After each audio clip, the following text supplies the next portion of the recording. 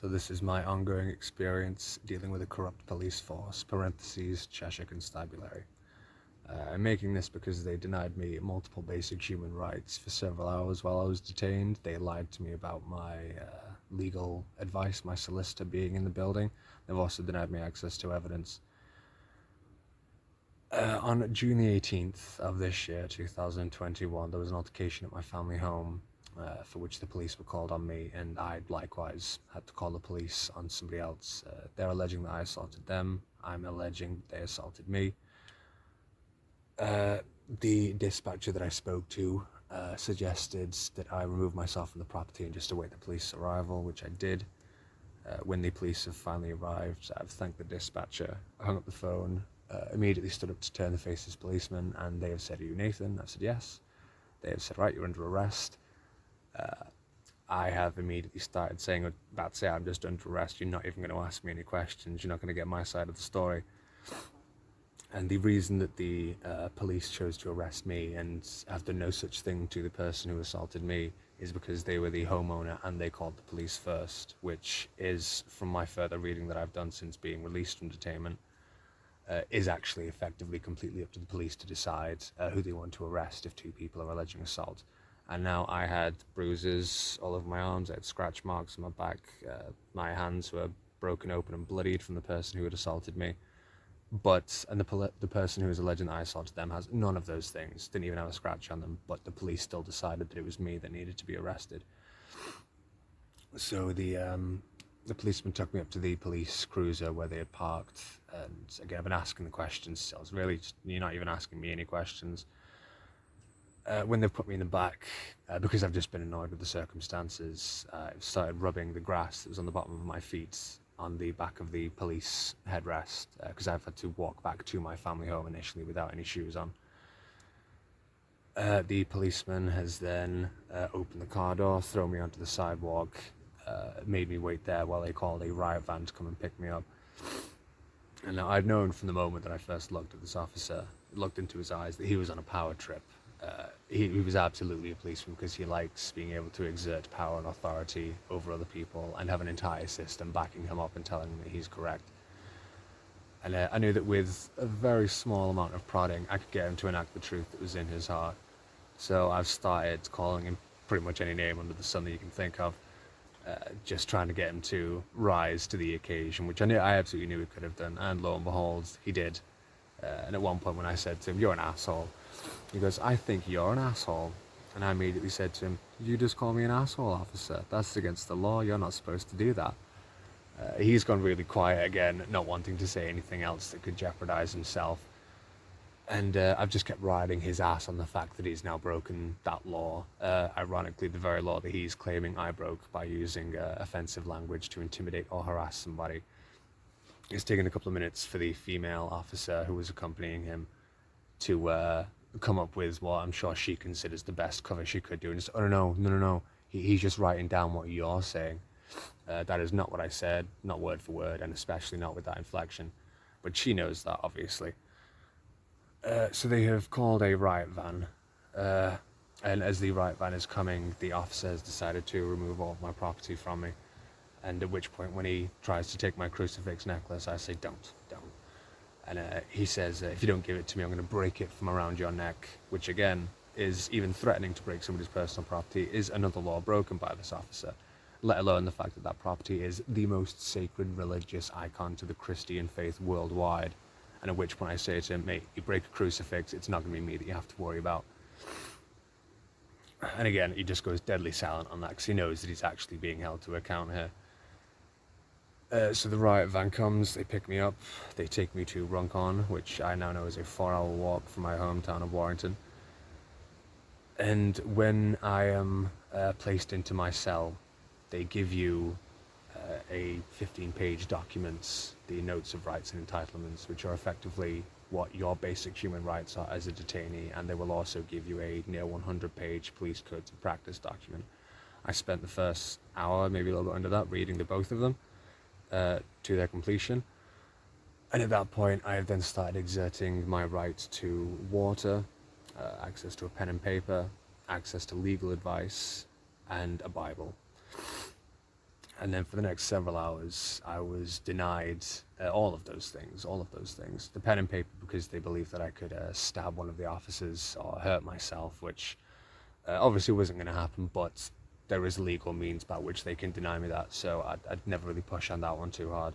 However, the fact that I was denied water for several hours, and I was always told that I was being denied it because I did not ask nicely enough. And as I've had to point it out to them on that day and to many different officers since, your basic human rights do not come with the amendments or the stipulation or the proviso that you have to satiate an officer's ego for you to actually be entitled to your basic human rights. That's just simply not how it works. And including during my custody record, which they have lied on multiple times, they also stated that the detainee was rambling about PACE, the police codes of practice. It's very ironic to think that when a detainee is actually reading them the exact letter of the law that they have to abide by as police officers, they consider that rambling. So for several hours, of course, they denied me water. It didn't matter how many times I had to say to them. And just for those of you who don't know, the basic human right to water is worded that you are entitled to refreshments, plural, between meals, plural. And as pedantic as it may be to analyse that sentence too much, the simple fact is the way that it's written is the second that you are without refreshment, you are immediately entitled to a refreshment, should you so choose it. But again, the police didn't care about that. And they also, funnily enough, denied another detainee his basic human right to water, which I overheard the officer saying to him, "If you want water, you're going to ask nicely, dickhead," and then slammed the door partition in this gentleman's face.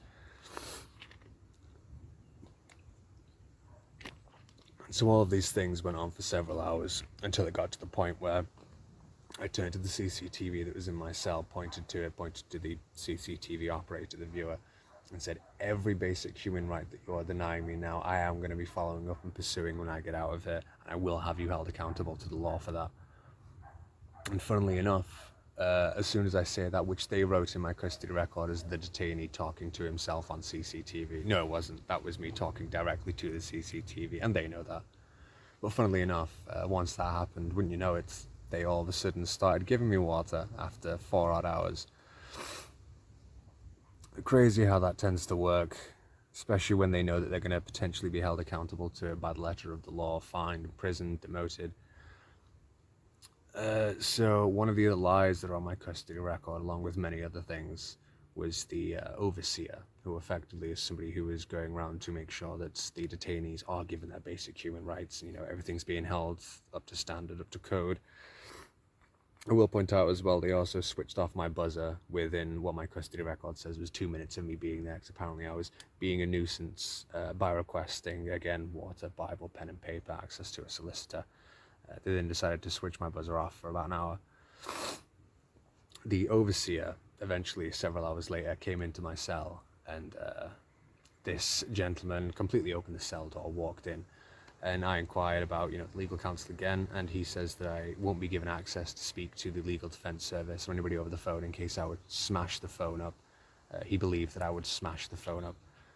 And the fact that this guy believes that I'm going to be enacting some violent behavior, yet he himself decided to open my cell door, walk in completely expose himself to any potential violence that I may have been willing to enact on him, it's just absolutely ridiculous. And I let him say his whole piece, of course, because I wanted to be respectful. And he also said to me, reiterated that I wouldn't be receiving water unless I asked nicely enough. I said, "Well, officer," he immediately interrupts me and goes, "You are very argumentative." I said, "Well, officer, if you care to let me finish, the way that the law is worded, I don't have to ask nicely for water. All you guys have to do is just provide it stoically. Oi, water." Slam the door partition shut. It isn't reliant on me complimenting your officers or making them feel like they're being treated well, that I'm satiating their ego, telling them that they're beautiful, that they're really smart people. But of course, on my custody record, this gentleman has in fact written it, that he had to in fact remind me that should I so wish to have some water, all I would have to do is ask and it would be provided to me. And he also wrote down that when they asked if I wanted to speak to a solicitor, I had said no. If I wanted to speak to legal advice, I had said no. That's an absolute fucking lie. That was one of the first things, if not the first thing that I asked for when I got in there. But this guy's written it down that I just completely refused. I didn't want to speak to anybody. So it turns out when I finally did get access to my custody record, all throughout the day, the agency that had been assigned to me had actually been calling, asking when they could speak to me, asking when they could deal with me. And around 5 o'clock, I asked if I could go outside into the yard just to stretch my legs, get some fresh air. And while I was being taken out, I inquired about my solicitor again and was told by the detainment officer who was taking me, "Oh, your solicitor is in the building, just speaking with a policeman. We'll be with you within the hour." It is at this point that they then left me out in the yard in the rain for an hour. Now, I stayed out there of my own volition for the first 15 to 20 minutes, and then it started raining, and they had said to me, "If you wish to come back inside, just knock on the window and we'll come and get you." So it started to rain. I knocked on the window. I see the officers inside. They turn around, little sarcastic wave to me, and then just never come and retrieve me. And then they leave me out there in the rain for about 40 minutes. And it turns out, and I'm doing circles around the yard and knocking every couple of minutes, and again, they're always turning to look at me, but then just purposely leaving me out there. And it turns out that during that hour that they have left me out there, the agency that was assigned to me, my solicitor agency, had actually shut for the day during that hour, and therefore could no longer deal with me, could no longer speak to me. And they've left me out in the yards in the rain long enough that eventually I just decided I'm just going to have to sit down and just wait for them to get me, because they're obviously not coming to. And when I finally decided to move to huddle under a pipe, just because I was getting soaked through, you'll actually notice on the CCTV, should they ever finally get around to providing it to me, there is a pale white patch on the floor from where I've been sat, and the entirety of the ground around me is just soaked wet through with rain. But again, they've purposely done that. They've left me outside in the yard in the rain simply until my agency closed and I would no longer be able to speak to any legal advice. However, I do get some legal advice, but we'll get to that in a second. When I was finally brought back inside, I requested a Bible again because I still hadn't been provided one. And the gentleman who brought it to me said that if I deface this Bible, if I defile it, if I tear it up or anything, then I'm going to have to pay for a new one. I then had to press my buzzer to call him back immediately to say, "Oi, mate, the Bible that you've handed me is already torn and defiled. Half the back cover was ripped off, half the pages of Revelation were ripped out." And this guy just goes, "Ah." And yet, despite them documenting on my custody record every single insult, not every single insult, they left out some of the funny ones because they don't want those documented officially. But they have taken great meticulous care to put down any perceived slight or insult that I've made against them in the custody record. Yet they never once mentioned we denied the detainee his basic human right to water for not asking nicely enough, nor have they actually written down that the Bible that they handed me was already torn, was already defaced. So anything that they have ever done that they obviously should not have been doing, they've never once documented that on my custody record. So when I finally did get to see a solicitor, a legal representative, as I know now from the custody record and from the papers that solicitor himself had to make, this was a solicitor that was purposely chosen for me by the police because obviously the legal defense service was closed for many an hour, and the agency that I had been assigned to had been closed for many an hour. And this gentleman, for data protection, I'm not allowed to say his first and last name together. However, I can say the name of the company that he runs as an independent solicitor by himself, and that would be Gareth Howard Legal Services. So I finally got to speak to him after midnight, and he gave me what I perceived to be some bad advice, but at first I wrote it down as maybe it was just his own incompetence. However, I found out since he said to me, "Okay, your agency is this, they'll be contacting you within 3 days. 2.5 weeks passed and I still hadn't heard a fucking thing from any agency that I was allegedly assigned to. So because it was more than half the time that I would then have to return to the detainment facility to find out what, if anything, I was being charged with, which I was, I took the initiative to find my own solicitor, who then inquired about it and found out that Gareth Howard Legal Services didn't even have the correct email for the agency that I was assigned to, and therefore my details never even got passed on. So that immediately turned me somewhat sour toward this gentleman, thinking, right, the fact that he has been specifically chosen for me by the police to come and deal with me, to represent me, after midnight, and I've been in the detainment facility since about 9 a.m. I began to think this gentleman isn't just incompetent, he more than likely has an under-the-table handshake agreement with the police to either give bad legal representation, or the police just know that he's that incompetent that this is the guy we need to call when we know we've got somebody on our hands who's going to be pressing charges against us for breaking multiple laws when they're released. And thanks to Gareth Howard at Legal Services, it almost got to the point where I literally, if I hadn't done the due diligence to find my own solicitor, I would have ended up going to court without ever having spoken to any legal advice of any sort, barring himself. When I finally got into the interview, as the prosecution papers that we have received since, the police officer who did the interview has written in the prosecution papers that I was shown the body-worn camera footage of my arrest. No, I fucking wasn't. Why? Because if they had shown me that in the interview, there would be further documentation of the police officer who arrested me calling me an asshole and threatening to break my crucifix. So the fact that they've officially put that to the courts is just absolute horse shit. They can't be doing things like that, but apparently they also can. I was bailed at 3 a.m. finally, and now they weren't able to get in touch with anybody because it was 3 a.m. So who's going to pick up the phone? And I don't know Runcorn at all, really. Especially don't know how to walk my way back there at 3 a.m. in the morning. And I was told that if I wait until 7 a.m. until the next shift comes on, there'll be a patrol that can give me a lift back to Warrington. So I go into the reception, try and put my head down as best I can from 3 till 7, at which point I press the intercom. Say to them, the person on the last shift said that if I waited, I'll be able to get a lift back with the patrol. And then the person on the intercom said, that's not how they worded it. They don't know, obviously, they didn't know at all. That's not how they worded it. It's if there's a patrol going to Warrington, they may be able to give you a lift. So, of course, at that point, I don't want to wait around in a police station any longer, so I've just left. Walked 4 hours back from Runcorn to Warrington. Ended up with the worst blisters on my feet because my socks were soaking wet from having walked back to my house shoeless the day before. And as I'm walking back, I made a phone call to somebody in my family just to say, can I come and put my head down for a few hours because you can't sleep while you're detained. You got somebody checking in you every half an hour. And this person said yes. So I made my way to their house, their residence, and when I got there, it turns out the person who was alleging that I assaulted them has actually been calling around the family, or has been called by that member of the family, and then purposely gone to where they knew I was going to be and waited for me to arrive.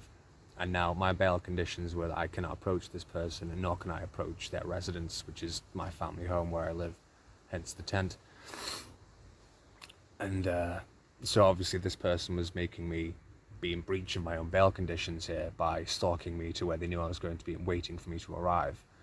So obviously I've called up the police and said, this incident's happened yesterday and the person who's assaulted me has turned up at the house. They're now they are literally waiting for me outside. They're just in the other room.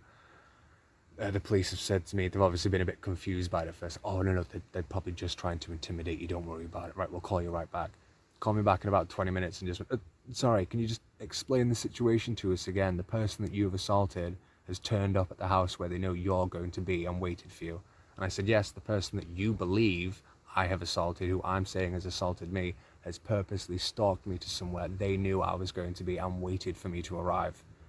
And obviously the police, knowing for a fact that there's pretty much a massive hole in the case that they're trying to get against me, decide not to do anything about it. They just get off the phone, and then I never hear anything back about that. Wasp. So of course, starting the next day, I file a complaint about all of this, all the things, the fact that the basic human rights were denied to both myself and another detainee, and the fact that this happened so easily, just for the fact that we didn't ask nicely enough, says to me that people being denied their basic human rights happens on a daily basis. This is something that the officers are doing on a daily basis to people, just for literally no reason. They don't like you, or they think it's a bit of fun to do that. Again, alongside, which would be probably the worst one to people in the legal sphere, which is lying to somebody about having their legal advice in the building, and especially purposely keeping somebody out in the yard in the rain for over an hour until an agency assigned to them shuts up for the day, so that the police can then decide who they want to come and represent me when they know I'm going to be taking them to court for denying me my basic human rights when I get out. So when I finally filed this complaint, I received effectively a summary of it back from the police, where they say, oh, we've interpreted your complaint like this.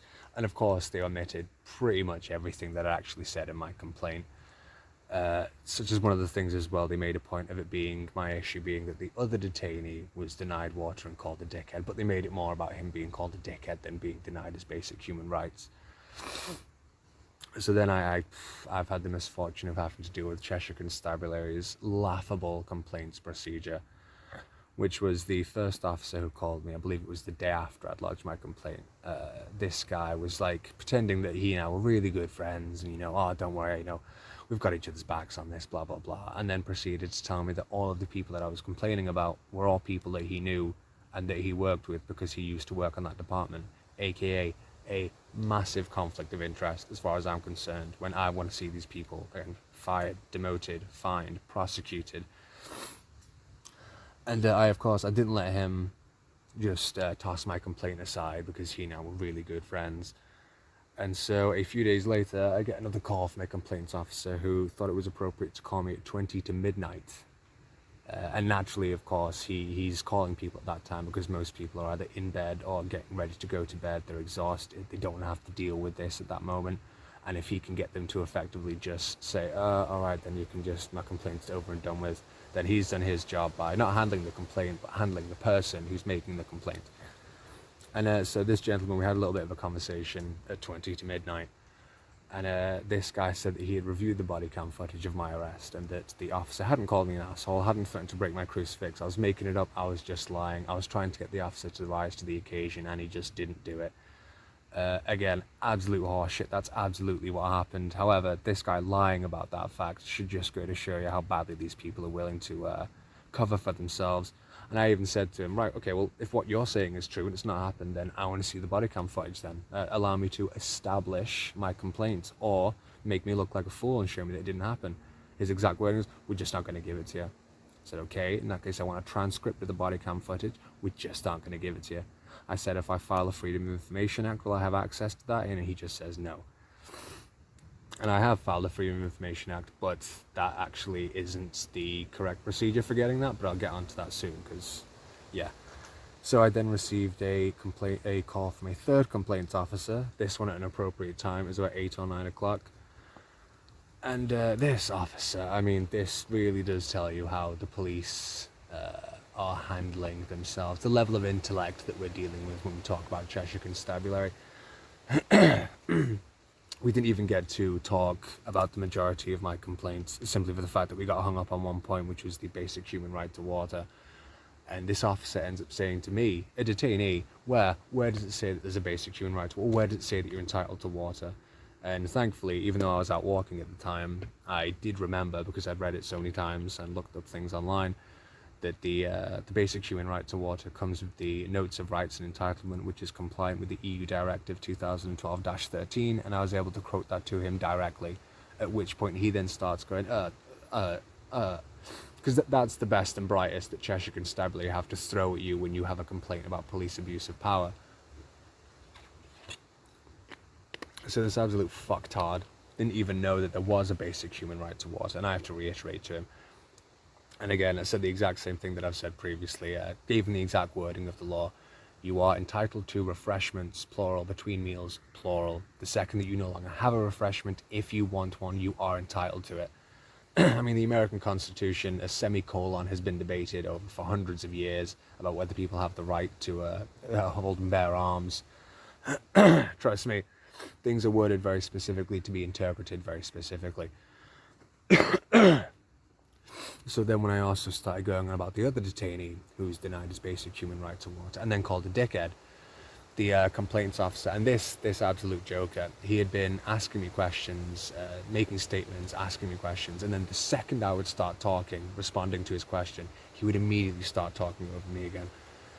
And I let that go on for about 15 minutes, simply for the fact that I actually wanted to be respectful, as crazy as it sounds.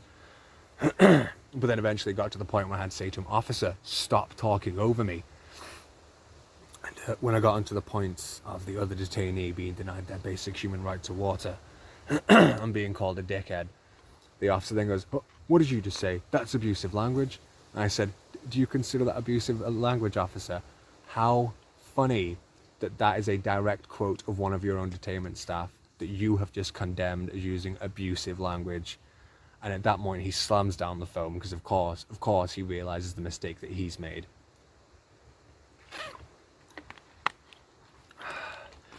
And that's been it. It's been nearly 3 months and I've heard nothing since regarding the complaint that I've filed. Although I did actually try to follow up my complaint just the other week. And when I phoned up, they now have a voicemail message informing the general public that they are no longer taking complaints over the phone or dealing with them over the phone. Your only option is to email them about it. And as you all know, I've been waiting nearly 3 months for a resolution to my complaint. You can expect them to probably take the same haste in dealing with any complaint that you may make over email. And it's not surprising, again, they can deal with things so poorly because 2 hours before I was due to put in my pleas in court, guilty, not guilty, the prosecution thought it was appropriate to dump a 47-page document of witness statements and evidence on both myself and my legal counsel. Although it was the witness statements and descriptions of the evidence, they still haven't actually given us the evidence. And it was at this moment that I realized they have submitted the body cam footage of my arrest in as evidence in 2 chunks that just so happen to bookend the moment the officer breaks the exact same law that he's accusing me of breaking, and then continues to go and threaten to break the most sacred religious icon to the Christian faith worldwide, also a personal possession of mine.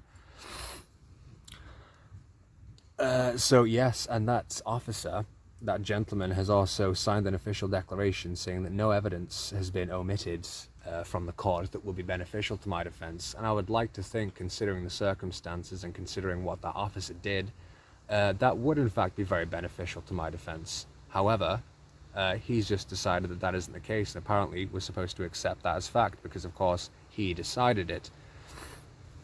Now, obviously, we all know why he's purposely done that, because he doesn't want his own crimes being documented, and especially not in a court of law where he's trying to prosecute me.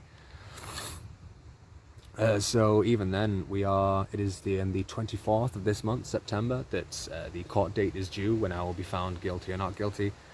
And from June the 18th, we still have not seen the body cam footage of my arrest. We still haven't even seen photos of alleged damage that I have done.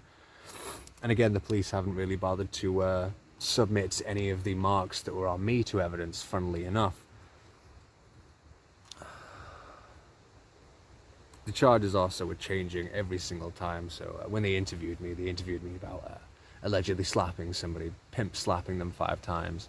And then when I went to be charged a month later, they changed it to punching. Technically, they changed it to punching, some herbal tea reminiscent kind of assault, I'm assuming. Because again, this is Cheshire Constabulary we're talking about. The collective intellect that could rival the price of a cheeseburger. Like double digits, and that's barely double. So they changed it to punching, and then when we came to court, of course, it was changed back to slapping. And just to give you a good idea of how fucking stupid Cheshire Constabulary are, they got my birthday wrong multiple times, and they got my name wrong multiple times, and having to go to court, and I did correct them on multiple occasions, having to go to court and having the judge say, right, are you so-and-so, birthday is so-and-so, and I have to go, no, actually, judge, that's not my birthday at all. I have corrected Cheshire Constabulary multiple times, but my birthday is this and this. It's just fucking embarrassing. Like, I'm embarrassed on behalf of Cheshire Constabulary. Like, it's absolutely ridiculous. How can you be directly told by somebody, hey, this information is wrong, here's the correct information, and still not manage to get it right? It absolutely blows my mind. But again, hey, that's Cheshire Constabulary. Like, they never fail to surprise me at this point. So, of course, because I've been denied access to evidence, and again, they've selectively submitted evidence that benefits them and them alone, I initially filed a Freedom of Information Act, and was told by the person that I'd filed it with that effectively it was the wrong department to go through, and I would need to make a subject access request, which I immediately did. And they have denied me all the way because, of course, they don't want to give up evidence of their own corruption and their own police officers breaking the law. But this is where we have a bit of a funny one. So my subject access request, when it was first accepted, was signed for by the Paluche. And unless Cheshire Constabulary's incoming mail system is handled by a Mexican drug cartel, I'm fairly certain we can add Paluche to the long list of incompetence, intellectual incompetence that Cheshire Constabulary are putting forward to the world, while claiming to be the best and brightest, the arbiters of authority who can't even respect the basic human rights laws, and don't even know the basic human rights laws. So I've had to file that, and multiple times they've come back to try and stonewall me. In fact, say, oh, okay, well, we can't give you all of your detainment facility footage, your CCTV. You're going to have to narrow it down to like 3 hours. So I narrowed it down to 3 hours. They didn't change the mind. Oh no, you're going to have to narrow it down to like 10 minutes. So I meticulously went through my custody record, my absolute bullshit lie of a custody record, and documented all the 10-minute increments that I would need so they could blur out the faces of the Paluche officers that worked at the detainment facility that were breaking laws. And when that's happened, they've ended up coming back to me and saying that they are refusing to give me anything. They're refusing all of my subject access requests simply for the fact that it could prejudice a criminal investigation into me. I wrote them a message back saying, how on God's green earth can phone calls I have made complaining about being denied water and about being lied to about my solicitor being in the building, which my custody record, as I said, shows they were never in the building. They were on the phone asking to speak to me multiple times. How could the audio of those phone calls possibly prejudice a criminal investigation into me? They sent me a message back just saying, oh, it just could. That's how we've interpreted the law. So I sent them a message back saying, thank you for confirming your incompetence. However, I asked you a very specific question. Asked it again, at which point they emailed me back just to say, no, we definitely interpreted the law correctly. And it took them a good couple of weeks to even come up with that bullshit excuse. Fucking Paluche. So again, as I say, we're literally just over 2 weeks before I'm due in court now, a whole 3-month affair, and we still haven't seen anything. We still haven't been given access to the evidence. We still haven't even been shown pictures of evidence. We still haven't even heard back anything when we've inquired about why is it taking so long to have this evidence given to us. And again, how do you expect somebody to form a competent, coherent legal defense when, as the prosecution clearly thinks it's appropriate, they're willing to dump a 47-page document of evidence, in quotation marks, on you 2 hours before you're due in court? I'm certain that's gonna be what they try again on this next court date that's coming up. And for those of you who don't know, any questionable thing of, well, if you're innocent, you're innocent, it doesn't matter, you don't need to see the evidence. However, the issue is, the way the legal system works is that if you are found guilty, no matter how innocent you may be, let's say 2 people or 2 Paluche officers decide to conspire to break the law and get you sent down for something you haven't done. If you decide to plead guilty to something, even if you are innocent, at the first available opportunity, you can receive credit for up to a 3rd reduction in whatever punishment you may get should you be found guilty. You are effectively given a carrot on the end of a stick, except it's your freedom. And this is why it's a known thing that people will actually plead guilty to a lesser offense they haven't committed, just for the sake of they don't want to potentially get sent down or be punished for an offense that, again, they haven't committed, but a much worse offense than that. And it isn't right for them to be able to, first of all, that isn't right to begin with, really. I understand why they do it, obviously, because it's probably going to make the court system a bit freer in the sense that people will plead guilty, but that's a terrible thing to do to somebody when their freedom is on the line. You're effectively offering them a chance to be a little less free, just so they're not really not free, so they're not imprisoned as a potential for them being found guilty, even if they are completely innocent of everything altogether. And again, it's a bit ridiculous that the police are allowed to have the witness statements, the evidence, they're allowed to hold you in detainment, and then interview you without you having access to any of those things to begin with. And then they can say that anything that you don't tell them in the interview, such as if they decide to lie about showing you bodycam footage in the interview that you then rely on later in court, it can effectively be thrown out because you didn't mention it to the Paluche then and there. A corrupt establishment who are out to fucking get you, out to nail you to a cross just to protect their own. And I mean, so again, it's taken them 3 months, and they still haven't even managed to provide us. They have it. They have the body cam footage. They have everything on file. All it takes them to do is just one email, send it right up to my solicitor. In 3 months, they still haven't even managed to do that. I have managed to do all of this with nothing but a phone and a notebook, a phone to study law on, which, as you can imagine, isn't easy, and a notebook to make notes. And I've managed to file subject access requests, meticulously documenting them. I've been in contact with the MP's office, who are now handling my complaint. Because, for those of you who don't know, again, you are entitled to add to or amend your complaints when you're on the phone with the Paluche. But because that final complaints officer slammed the phone down on me when he condemned his own officer's use of the word dickhead against a detainee, I have never received an official resolution to my complaint, and you cannot hand your complaint over to the IOPC, the Independent Office for Police Conduct, until you have an official resolution from the Paluche. Now, 3 months on, I still haven't received a resolution from the Paluche because they just don't want to handle their own officers breaking the law, yet they themselves are, of course, arbiters of law and authority. They are being paid with public taxpayer money to represent law and order, and yet they themselves have absolutely no respect for it. And again, they have an entire system, an entire corrupt system, to handle every small little nook and cranny that they need to do. Again, they have themselves lawyers, they have themselves information officers, they have themselves arresting officers, all of that. And combined, they still can't even manage to send the body cam footage of somebody's arrest over to their solicitor in a 3-month period. There's 2.5 weeks left, not even 2.5 weeks, before I'm due in court for this, and they still haven't even managed to press send on that fucking email. So I have been in contact with the MP's office, and the MP's office is now officially handling my complaint with the Paluche. They have taken it to the IOPC, because of course there's no point taking it to the Paluche themselves, because again, as we know, everything I've had to do, filing my subject access requests, you're asking the corrupt Paluche for evidence of their own corruption. Naturally, they're going to interpret the law correctly by just deciding not to give you things that you are legally entitled to. The MP's office is also handling a few other issues for me. Because as you can see, since this incident, I have been living in a tent. So I add that to I'm studying law on my phone with a notebook in a tent.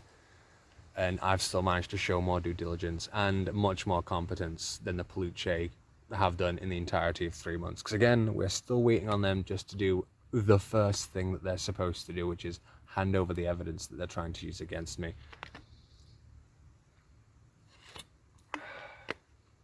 But again, they just don't quite seem to be able to grasp that that's the law, that's what they need to do, and they don't seem to be able to do it in a timely manner. There are some things in this world people that know me know. First of all, they know I wouldn't even hurt a fly, let alone assault somebody. There are 3 things in this world that I cannot stand. That is Satanists, corrupt authority, pedophiles, people that hurt children. And those 3 things always seem to come wrapped up in one, shockingly. And there's a saying amongst a certain circle of friends that I have, which is just wait until the people who want to be left alone are forced to get involved. And again, because there's that old saying as well, one person can change the world. One person can at least change your world. And I am just that person that wanted to be left alone. All you had to do, Cheshire Constabulary, all you had to do was just give us the evidence, give me the water, give me my legal services. But you couldn't even fucking do that, could you? You couldn't even do that right.